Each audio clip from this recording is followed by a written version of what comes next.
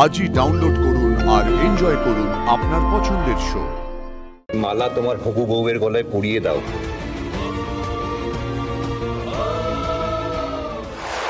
ইন্দ্রাণী, পুজো তো সাঙ্গ হলো, এবার এই ভোগের পায়েস সবাইকার মধ্যে বিতরণ করে দাও। গুরুদেব, ঘরের লক্ষ্মী আজ এই পুজোতে অংশ নিয়েছে, দেবলীনা দিক। এসো দেবলীনা, এসো। এই নাও, তুমি এই ভোগ সবাইকে বিতরণ করো। ইন্দ্রাণী, এসো। মালা তোমার হবু বউয়ের গলায় পরিয়ে দাও। এবার তাহলে আমি পার্মানেন্টলি গাঙ্গুলি বাড়ির বউ হয়ে গেলাম।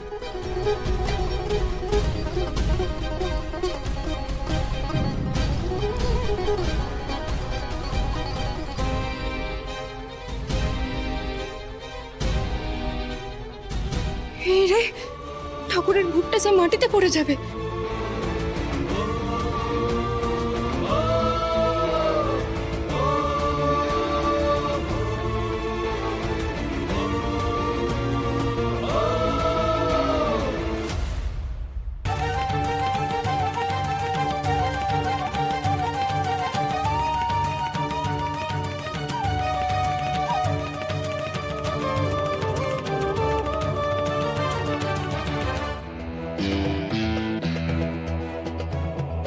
এবার হবে আসল ধামাকা।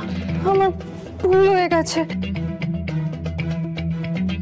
আমি এক্ষুনি মালাটা খুলে দিচ্ছি। না, খুলো না।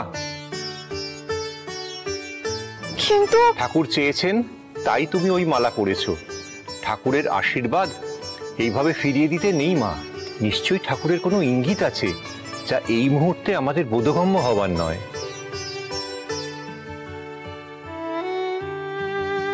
দাঁড়াও, দেবলীনা আবার রাগের মাথায় কিছু বলে না বসে।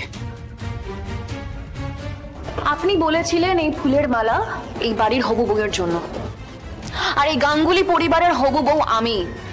আর এখন আপনি বলছেন এই কাজের মেয়েটিকে এই ফুলের মালাটা পরে থাকতে।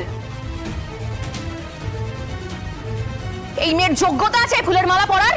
যোগ্যতা বিচার করার তুমি আমি কে? যোগ্যতা বিচার করবেন তো স্বয়ং ঈশ্বর।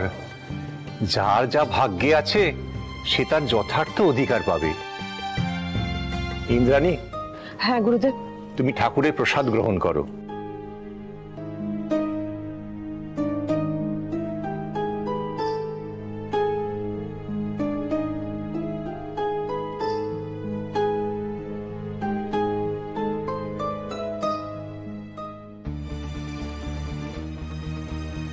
দীপালি, এই রান্না কি কুসুম করেছে? হ্যাঁ ম্যাডাম। হ্যাঁ দিদি, জানো তো এই মেয়েটা সব একা করেছে, কাউকে হাতে দিতে দেয়নি। আয়ুষ। হ্যাঁ মা। তোমার অজান্তেই তুমি ঠিক মানুষকে, যোগ্য মানুষকে গাঙ্গুলি পরিবারের রান্নাঘরের দায়িত্বটা দিয়েছো। এত সুস্বাদু রান্না, এত সুস্বাদু ভোগ এ বাড়িতে আগে কখনো হয়নি।